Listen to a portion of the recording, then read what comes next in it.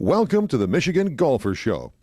Join us each week as we explore the people, the places, and the events that shape our great game. Here we are at Battery Park. It's a beautiful day in Charleston, and I'm here with my friend Lisa Dodge, who we graduated actually from Miami of Ohio, and she was so fortunate to have moved here. So she's going to give us a little bit of history of Charleston, and as we're right here on the, I guess would you call it a pier? It's actually the Battery. It's kind of the point of the peninsula of Charleston. It's proper. It actually began underneath water, and then they reclaimed the land and built all the really beautiful, expensive homes are down at this end of the park here. So yeah, just right off of our camera here at the end of the Battery here, as you can see Fort Sumter, which of course is a very famous spot. It kind of was the beginning of the Revolutionary War, and it was also a very pivotal battle during the Civil War too. It kind of protects the harbor here. The Charleston Harbor is known for its deep. It's a very famous, it's actually a pretty popular place to bring your products in from all over the world. We're actually in the process of deepening the harbor right now so that we can even take the bigger ships. So we expected it within 15 years to be one of the major harbors here in the United States. Well, that's awesome. So we were reading a little bit of history here that kind of showed us where the island is and what happened with the fact that they actually have a lot of soldiers at one time that were black that were actually accepted into our military, right? So can you kind of read that a little bit? Yeah, sure. Well, in the beginning, obviously, Charleston was founded under slavery. They thought that they were going to be able to grow sugarcane here, but unfortunately the weather gets a little too cold for sugarcane in the winter. So they turned it into they grew rice because of the two freshwater rivers here that we have, the Ashley and the Cooper. So it became a very big rice area, and of course slavery ruled here until after the Civil War was over. But during the Civil War, we had many black Americans who came here and fought against the Confederates, and one of the famous were the 54th Massachusetts Volunteer Infantry, and they fought in a couple battles here. They did lose, but they were the ones that were very significant in fighting the Morris Island battle that was here in Charleston. So there's so much history here, and of course it's just beautiful here all year round, right, Lisa? It is. Our really cold temperature here is around 50 in the winter, but it does get pretty hot and steamy here in the summer. So a lot of the people that lived here in the summer would kind of move. They would go to the mountains in North Carolina, or they would go further north. A lot of people had homes in Providence, Rhode Island, and they would escape the summer heat. We're known for our mosquitoes here in the summer. So it's 100% humidity most of the year round, so we have a lot of tropical plants that do very well here. So yeah, we're definitely a tropical climate. Okay, so now we're going to head across the street and actually go to Battery Park, and we'll fill you in when we get there. So we came across the street, and we're here right in front now of the entrance, several entrances to the park, and there is a statue here, and Lisa's going to give us an update on what that is. So this statue was erected to celebrate the Confederate soldiers who fought, obviously, in the Civil War. It represents justice, victory, and then armies being the fleet of foot. So they thought that the war was going to last only a couple months, which obviously we all know it drug out for years, 5 years to be exact. And so in turn, in the beginning, people would come out to sit and watch the battles here on the Battery, and to watch the battles going on, and didn't realize how dangerous it actually was. How they did statues back in the day was it was very expensive for a city to raise the money to do these statues. So what they did was they had women who wanted to contribute to the cause, and what they would do is they would set up their own little shops, and they would knit, they would do crocheting, and they would do little projects to raise the money.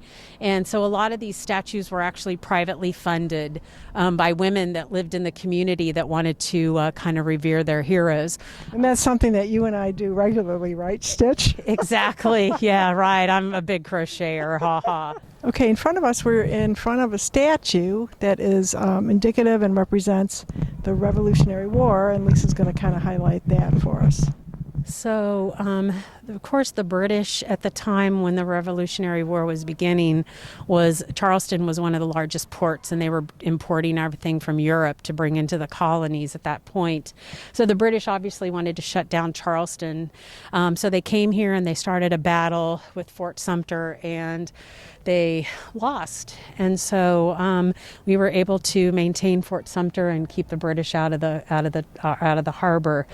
The reason that the South Carolina is called the Palmetto State is that they actually built a wall in front of the forts over here, in front of Fort Moultrie and in front of Fort Sumter, made out of the fronds of the palmetto tree, which grows here wild. And those palms, those fronds, were able to deflect the cannonballs, and they bounced off of the walls built of these fronds, and that's why we now are called the Palmetto State, because of that state tree. Wow.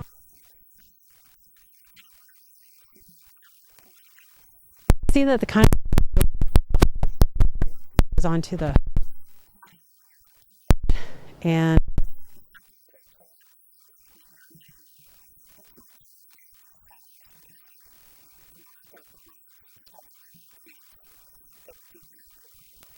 so this is Church Street. It's one of the little side streets off the Battery, and you can see the homes are very quaint. The numbers are very low. You can see they're built way before the post office, so numbers weren't an issue. But this is a typical neighborhood down here in downtown Charleston. You'll notice the homes are a lot of brick. They have a lot of porches, sleeping porches, because in the summer it gets very hot here. There's not a lot of air moving, so the sleeping porches were used as where you could sleep and get a little bit of air. But you'll notice a lot of the homes are brick, and that's because they withstand hurricane force winds a lot better than wood. So this is just a typical little garden leading up to the back of the home. The griffins, the Cupid with the tambourine, angel with the tambourine, boxwoods.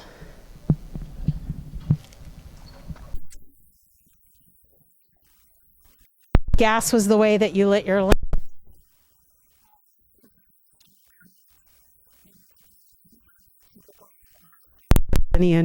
Style architecture.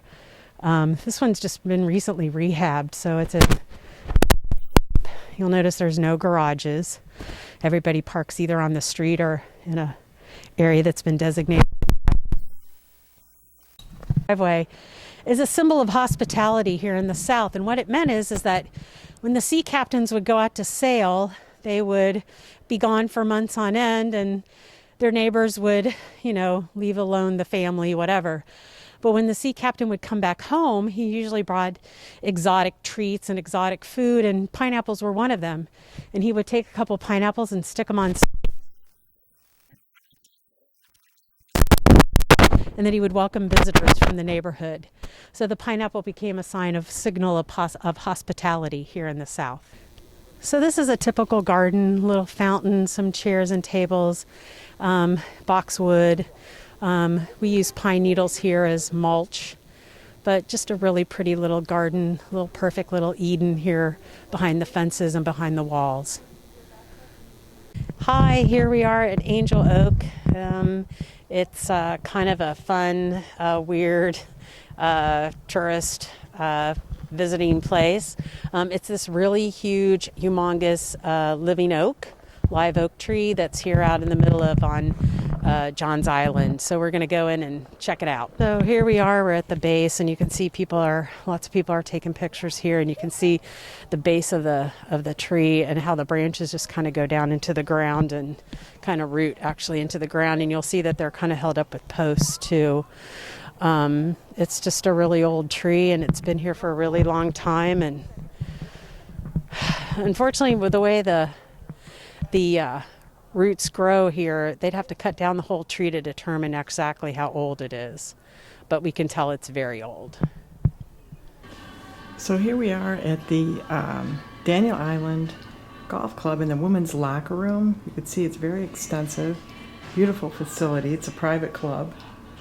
And I feel very honored to have been invited here today. And the coolest thing is, I'll show you, check this out.